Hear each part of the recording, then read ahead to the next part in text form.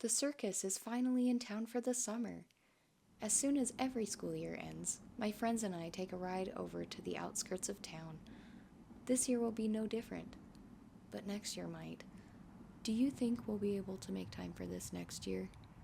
I ask from the back seat of Tessa's Honda Civic. A unanimous scoff echoes through my ears. Oh, Tony.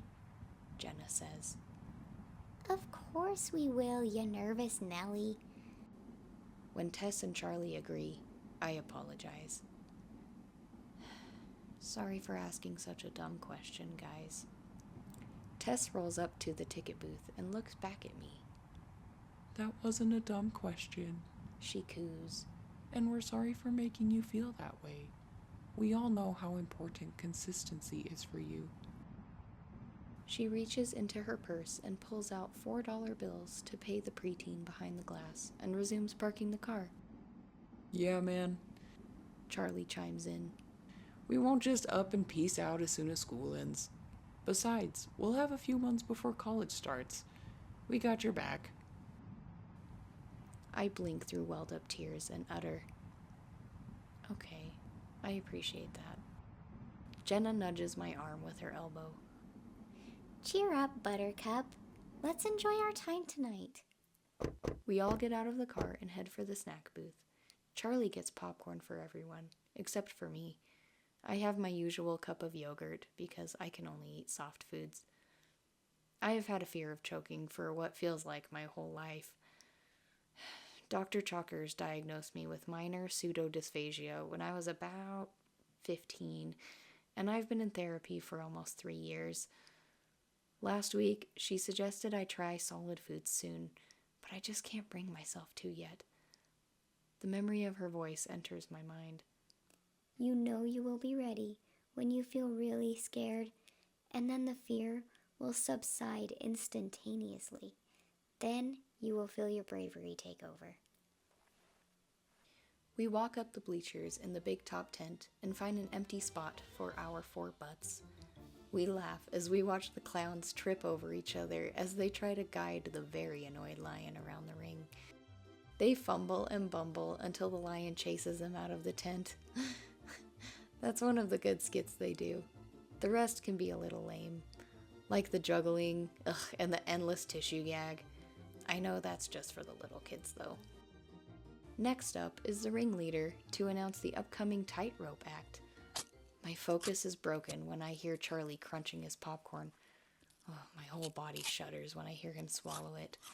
It sounds like shards of glass clinking against dry skin. I try my best to remember the affirmation band that Dr. Chalkers gave me. I discreetly, yet desperately, flick it against my wrist and think, I will not choke when someone else eats. There is a sudden sound of crackling on the loudspeaker. There is a slight change of plans tonight, folks. Just then, a man approaches the center ring from behind the bright blue curtain. Tess turns to me. Oh, look, it's Triple B. I gasp at the sight of my favorite clown, with his crooked broomstick in one hand and red bomb in the other, his yellow and pink pigtails and white and green face paint. The Dixie Cup pattern jumpsuit is my favorite, and Tess made me one for my birthday 2 years ago. Whoa, wait, what is he doing here so early? I ask with a smile. He usually finishes the show. The clown holds a microphone up to his green lips and wackily says, For those of you new fans of our fine grime circus, I am Boom, Broom, Buffoon. Or my friends call me Triple B. He bows as we all clap and cheer. Thank you, thank you. Yes, I love you all too. I also am an inventor of sorts. For instance, I built a bomb that deflates when not in use, so it is compact for your space-saving needs. He holds it up and squeezes it until it deflates and sparks fly from the small eruption. We all ooh and ah at the light show. And how can we forget about my trusty dusty broom to clean up the mess? He tosses the broom in the air and catches the bristled end and holds the crooked handle to the pile of ashes.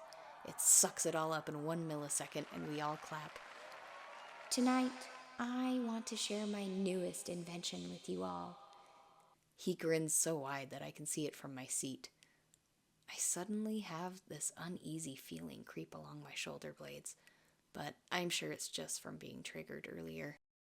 There is one catch. Triple B holds up a finger. I only have one sample to share with one special fan. So, whoever can cheer the loudest and stand the tallest will be chosen. The whole tent erupts in shouts and begging. Little kids piling on shoulders. I can't help but laugh at all the silliness. My trio starts to do something completely unexpected. Charlie puts Tess on his shoulders and Jenna climbs onto Tess's. They proceed to scream and point down to me, and Tess holds her hand out. Come on, Tony, hop on. I shyly hide my face and shake my head. Yeah, come on, Charlie adds. Don't be a spoil sport and have some fun for once. I finally give in, and up on Jenna's shoulders I go. We yell as loudly as we can, and I start to laugh even more. My face feels sore from all the smiling. Charlie's right. I do need to let loose and have some fun. While observing the madness rather intensely, Boom Broom Buffoon actually notices us. He points in our direction and holds the mic up to his mouth. You four look the tallest to me, but I can only take one, so who will it be? My friends all set me down and nudge me forward. I start to head down the bleachers with a dopey grin plastered all over my face. Triple B grins back at me and wraps his long arm around my shoulders. What's your name, lad? He asks enthusiastically. I feel that same unease again, but it's gotta be the jitters. Tony! I squeak into the microphone. I'm like such a big fan of yours. I have a jumpsuit just like yours that I've worn for Halloween. He chuckles goofily. You hear that, folks? Looks like I picked my biggest fan. Well, Tony, I have invented a flavor-changing chocolate bar for you to try. My face goes completely flush. My stomach drops to my feet, and beads of sweat are pooling on top of my cheekbones.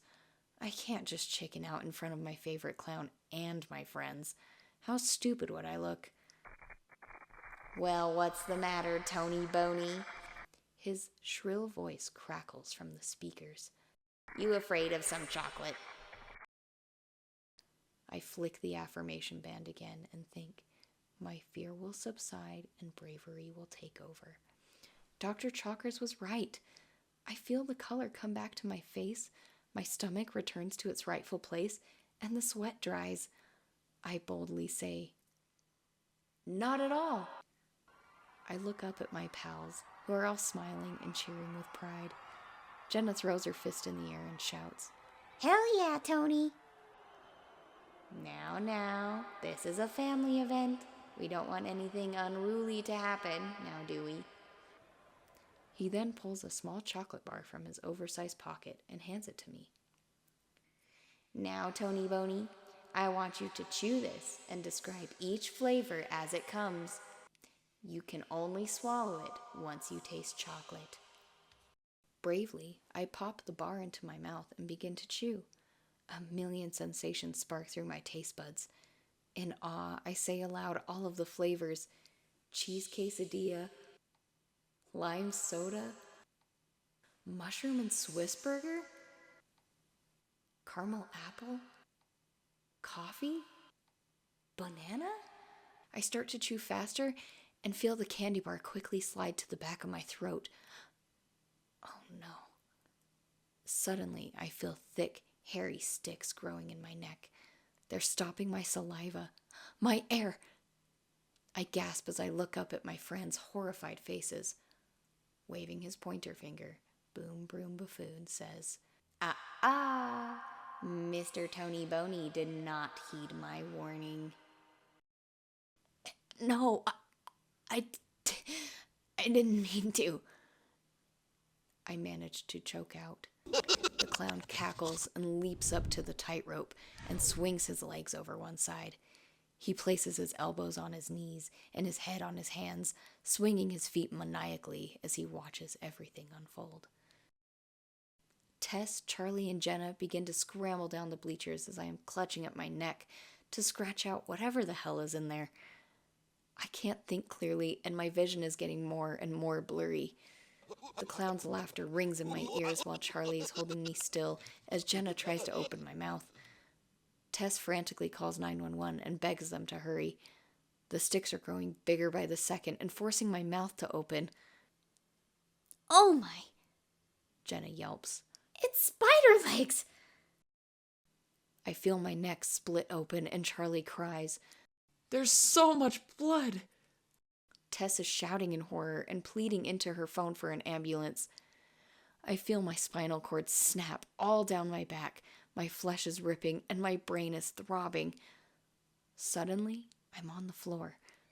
The whole entire crowd is screaming, and a little girl points and shouts, His head fell off!